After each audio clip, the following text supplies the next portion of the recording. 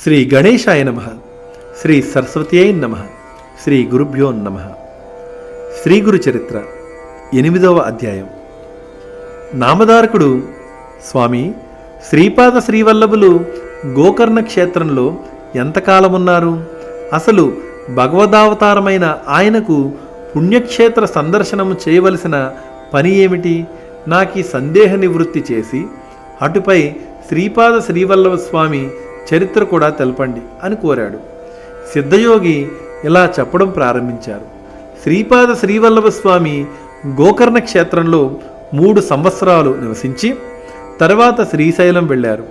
అక్కడ 4 నెలలుండి భక్తులను అనుగ్రహించి అక్కడ నుండి నివృత్తి సంగమానికి వెళ్ళి స్నానం చేసి తర్వాత కురువపురం వెళ్ళారు. అక్కడ కృష్ణ వేణి అనే 2 నదులు కలవడం వలన అది ఎంతో పవిత్రమైనది.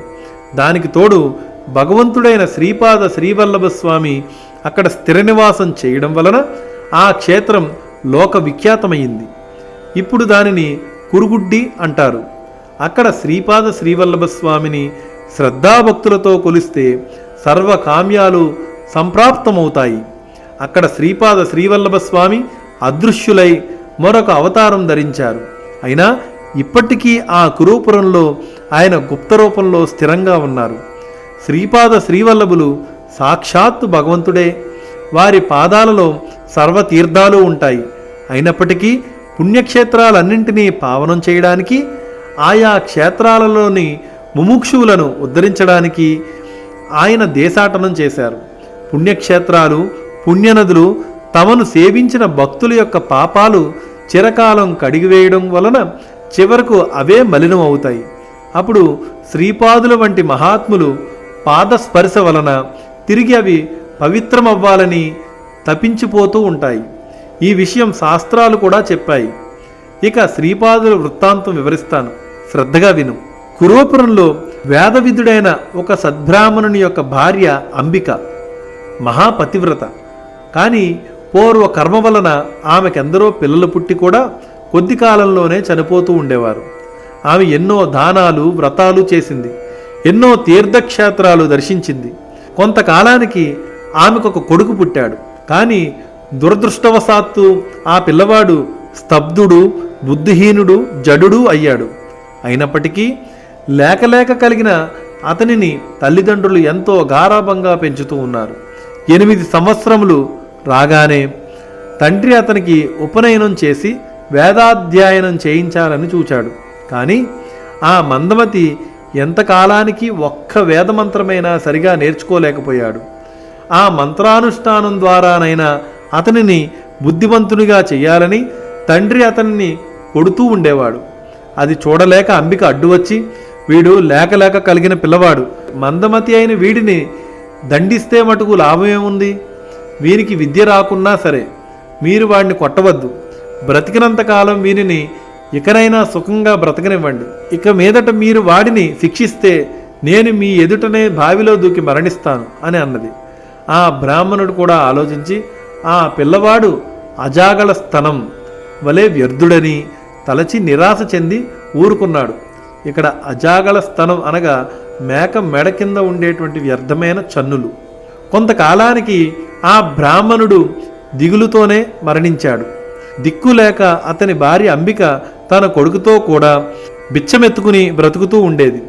ఆ బాలుణ్ణి చూచి గ్రామస్తులు, ఓరి పండితపుత్ర, నీ బ్రతుకు వ్యర్థం.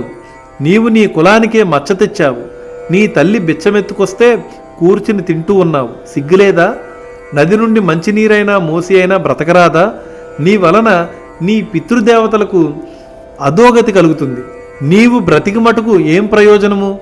పవిత్రమైన భిక్షావృత్తి నీ వంటి అసమర్థుడికి తగదు. ఇలా బ్రతికే కంటే ఈ కృష్ణానదిలో దూకి చావరాదా అని పరిహసించేవారు. చివరకు ఆ బాలుడు లోకుల పరిహారాన్ని భరించలేక ఆత్మహత్య చేసుకోదలచి నది వైపుకు పరిగెత్తాడు. అతడిని వారించగల శక్తిని కోల్పోయిన అతని తల్లి, ఆమె కూడా నిస్సహాయురాలై తాను కూడా ఆత్మహత్య చేసుకోదలచి అతని వెంట పరిగెత్తసాగింది. దారిలో శ్రీపాద శ్రీవల్లభ స్వామి ఎదురై అతన్ని పిలిచి, బ్రాహ్మణుడా, తొందరపడవద్దు. పూర్వ కర్మ వలన నీకు ఈ దుస్థితి దాపురించింది. దానికి తోడు నీవిప్పుడు బలవంతంగా మరణిస్తే నీకు బ్రాహ్మణ హత్యా పాతకము, ఆత్మహత్యా దోషాలు చుట్టుకుంటాయి. అవి నివారింపరానివి.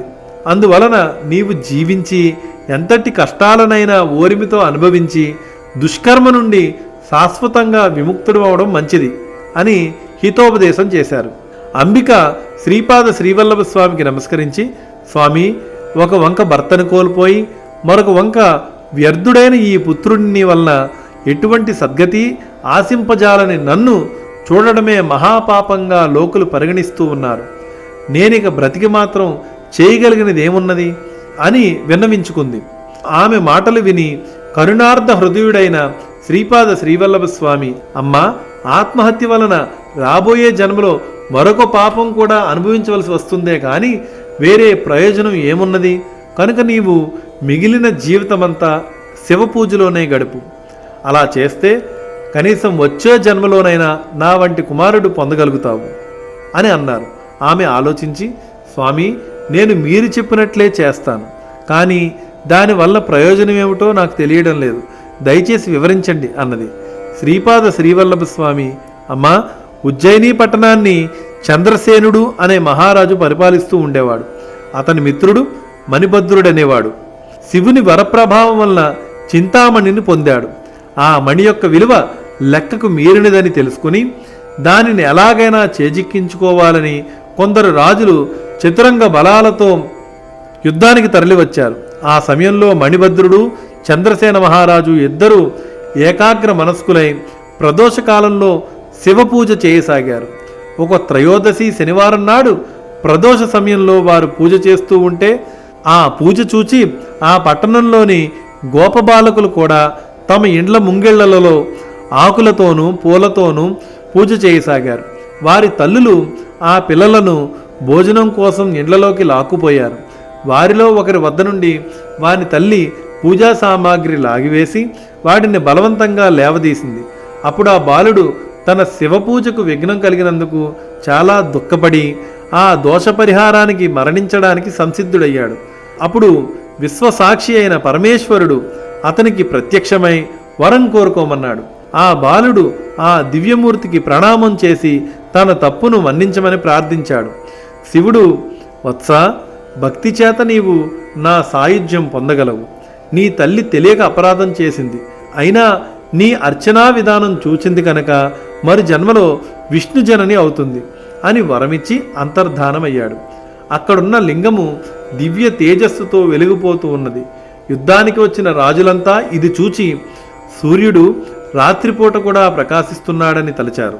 అంతటి భక్తి శ్రద్ధలు ప్రజలలో కలిగించిన పుణ్యాత్ముడైన చంద్రసేనుడికి మేలు చేయదలిచి అంతటి మహానుభావునితో యుద్ధం చేయాలనుకోవడం బుద్ధి తక్కువ పనని పశ్చాత్తాపం చెంది వారంతా సగౌరవంగా చంద్రసేన మణిభద్రులను దర్శించడానికి వచ్చారు. అప్పుడే పూజను ముగించిన రాజు ఆ ప్రకాశానికి కారణం తెలుసుకుని తనను చూడవచ్చిన ఆ రాజులతో కలిసి ఆ ప్రదేశానికి వెళ్ళి ఆ దివ్యలింగాన్ని చూచి ఆనందించాడు.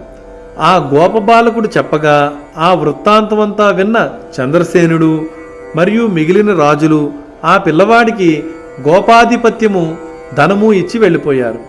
తరువాత ఆ గోపాలుని యొక్క తల్లి యశోదగా జన్మించి విష్ణువుకు జనని అయ్యింది. కనుక అమ్మ, శివపూజ మహిమ వలన మరు జన్మలో నీవు కూడా అలానే అవుతావు అని శ్రీపాద శ్రీవల్లభ స్వామి అన్నారు. ఈ కథ విని అంబిక ఇలా అడిగింది, స్వామి, శివపూజ వలన కలిగే ఫలితం వచ్చే జన్మలో కదా, మరి ఈ జీవిత శేషం నేనెలా గడపాలి? మహానుభావ, అందరి పరిహాసాలకు గురి అవుతున్న నా బిడ్డడు ఏ క్షణాన ఆత్మహత్య చేసుకుంటాడో తెలియదు, నన్ను మాతృత్వంతో రక్షించు అని వేడుకున్నది. ఆ కరుణాసముద్రుడి హృదయం కరిగి తన చేతిని ఆమె కుమారుని తలపై పెట్టి ప్రణవం ఉచ్చరించారు. ఆ మూర్ఖబాలుడు తక్షణమే బృహస్పతి అంతటి జ్ఞాని, వక్త అయ్యాడు. అప్పుడు అతనిని మాతృసేవకు నియమించి శ్రీపాద శ్రీవల్లభ స్వామి ఆమెతో, అమ్మా, దుఃఖం విడిచి నీ జీవిత శేషమంతా శివపూజలో గడుపు, వచ్చే జన్మలో నా అంతటి కుమారుడు కలుగుతాడు అని వరమిచ్చారు.